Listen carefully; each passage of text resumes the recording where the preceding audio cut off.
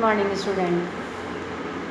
आज की क्लास में मैं आपको भारत में भूमंडलीकरण को प्रोत्साहित करने वाले घटक के बारे में समझाने जा रही हूँ, जिसमें पहला है अमेरिका का शक्तिशाली राष्ट्र के रूप में उदय। विश्व में पहले 2 दशक में संयुक्त राष्ट्र अमेरिका और संयुक्त रूस, ये 2 शक्तिशाली राष्ट्र थे। रूस का विघटन हो जाने के बाद शक्तिशाली राष्ट्र के रूप में संयुक्त राज्य अमेरिका ही एकमात्र राष्ट्र था।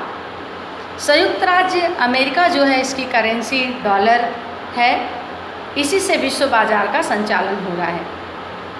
अमेरिका की भूमंडलीकरण के प्रति हिस्सेदारी बढ़ने के कारण भारत को भी इस ओर बढ़ने के लिए अग्रसर होना पड़ा।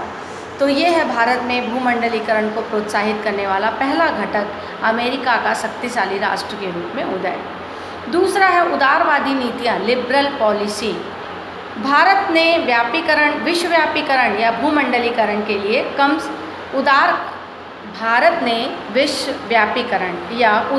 भूमंडलीकरण के लिए उदारवादी नीति की घोषणा की। उदारवादी मतलब कोई नियम कानून में संशोधन, ढील देना। तो इससे अंतर्राष्ट्रीय लेन देनों पर जो प्रतिबंध है वो हटा दिया गया और समस्त बाधाओं को भी हटा दिया गया, जिससे कि विश्व व्यापारीकरण को प्रोत्साहन मिला। तो ये थी भारत की लिबरल पॉलिसी। तकनीकी परिवर्तन, टेक्निकल चेंजेस। विश्व बाजार की प्रतिस्पर्धा का सामना करने के लिए कम लागत पर अच्छी वस्तु का निर्माण हो, इसके लिए ये तभी संभव था जबकि तकनीकी परिवर्तन हो।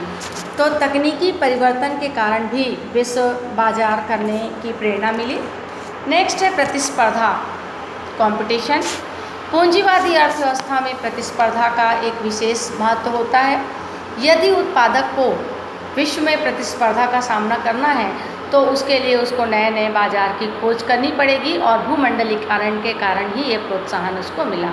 प्रेरणा, विश्व के अनेक विकासशील राष्ट्र द्वारा भूमंडलीकरण नीति को अपनाया गया और अपनाकर अपना विकास करते देखा गया। वर्तमान में चीन, कोरिया, हांगकांग देश इसके उदाहरण हैं। इसी को लेकर भारत ने भी भूमंडलीकरण किया।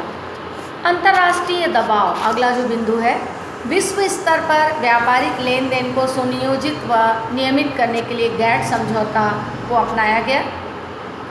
अनेक राष्ट्रों ने इसको स्वीकार किया और बाद में विश्व व्यापार संगठन को भी मान्यता दी गई।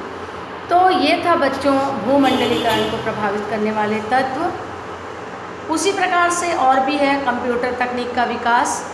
जो पूर्व प्रधानमंत्री थे राजीव गांधी जी, उनके प्रधानमंत्रित्व के काल में ही भारत सूचना तकनीक पर बहुत अधिक बल देने लगा, और सूचना तकनीक के क्षेत्र में भारत भी विश्व की तुलना में कम नहीं है।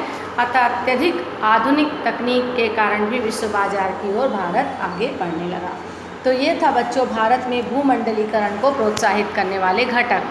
मैंने कुछ बिंदुओं पर आज चर्चा की। अमेरिका का शक्तिशाली राष्ट्र के रूप में उदय होना, उदारवादी नीतियाँ, तकनीकी परिवर्तन, प्रतिस्पर्धा, अंतर्राष्ट्रीय दबाव और कंप्यूटर तकनीक का विकास। Thank you.